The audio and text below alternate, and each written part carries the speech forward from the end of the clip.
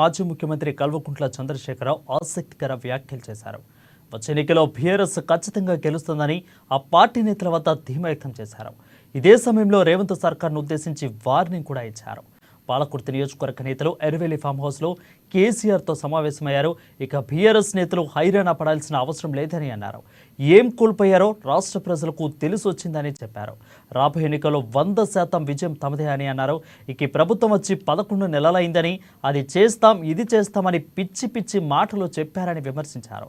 ప్రభుత్వం అంటే అందరినీ కాపాడాలని, ప్రజలను కాపాడిపోయి భయపెడతారంటూ కేసీఆర్ ప్రశ్నించారు.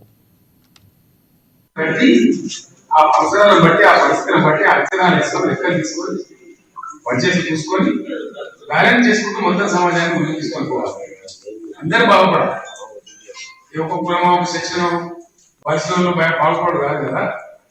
అందరు పరిశ్రమలు ఎట్లా వాళ్ళు పడుకొని ఎట్లా సంపాదించారు 6 మంత్లు కాబట్టి వాళ్ళతో మనకు పంచాయతీ లేదు.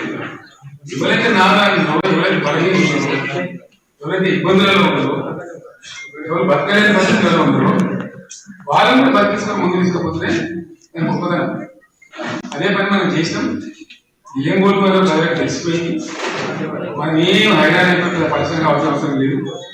ఏమైనా చూస్తుందో 50 గడిచేపారు 11 నెలలు కదా ఇప్పుడు అయిపోయి ఇంకేముంది. 6 నెలల ముందు మన ఎలక్షన్లు లేదు.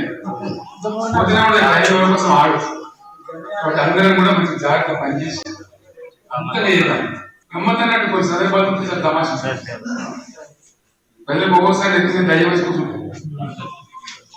ఈ దయాకరావు పంచాయతీరాజ్ మినిస్టర్ అయితే ఏం పనులన్నా గ్రామ పంచాయతీ రోడ్లు పక్కన అయితే వస్తుంది.